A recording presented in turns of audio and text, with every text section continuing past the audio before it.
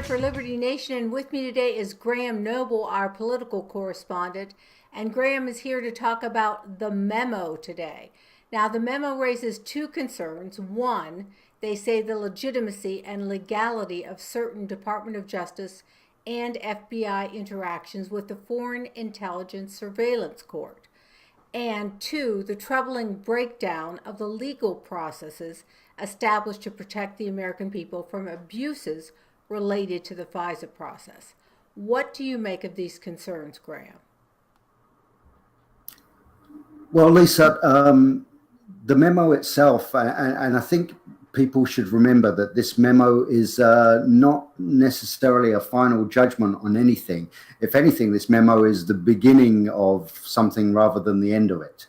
But in terms of the FBI and possibly DOJ as well, following correct procedures in terms of dealing with the Foreign Intelligence Surveillance Court, the troubling thing is that it's clear that the so-called Steele dossier, this dossier of uncorroborated evidence about relating to President Trump, was absolutely used as the basis and as a principal part of the application for a FISA order, or commonly known as a FISA warrant, for the FBI to conduct surveillance on Carter Page. But what is essentially the problem with that? Why shouldn't they use that? Well, because at the time they knew, and this is in the memo, and it's worth, just a quick side note, it's worth noting that nobody who has seen the memo prior to its release has actually said that any of the information in it is in any way false or incorrect.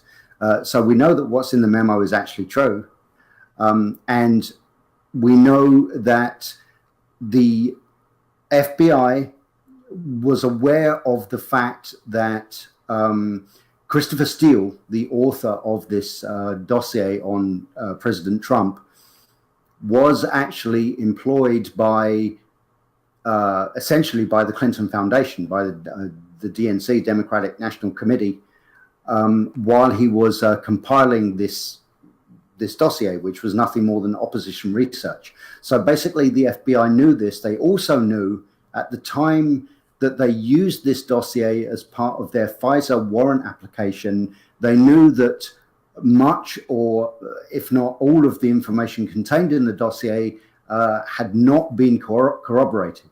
So therefore they knew very well that they were using a body of unverified and uncorroborated so-called intelligence to obtain a warrant to spy on an American citizen.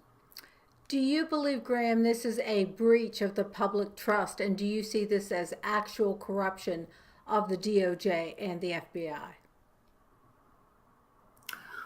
I certainly think it's a breach of the public trust, and I think that really comes over when you consider the fact that in the last few days, everyone's been talking about this memo. And of course, we know that the FBI and DOJ expressed concerns about its release on the grounds that it would somehow jeopardize national security. Now, you know, having read the memo now, it is quite clear that it doesn't even come close to jeopardizing national security in any way whatsoever. And I think right there, you've got a breach of the public trust, because we now know that just in the last few days, the FBI has been basically lying to the American public by saying, well, this memo, if it is released, if it's declassified, it is a, you know, it basically damages or compromises in some way national security. And quite clearly, it does not. I mean, there are 16 individual people mentioned by name in this 4-page memo. And all of those 16 people are well known to the public, or at least well known to anyone who's been following this story carefully. No intelligence sources or methods are in any way exposed in this memo. So we know just from the objections to it being released were based on, well, they were fabricated. They were based on no real concerns. Well, this looks to be just the tip of the iceberg. Lisa Donner here with Graham Noble. Read Graham's fine article on libertynation.com, and this is LNTV.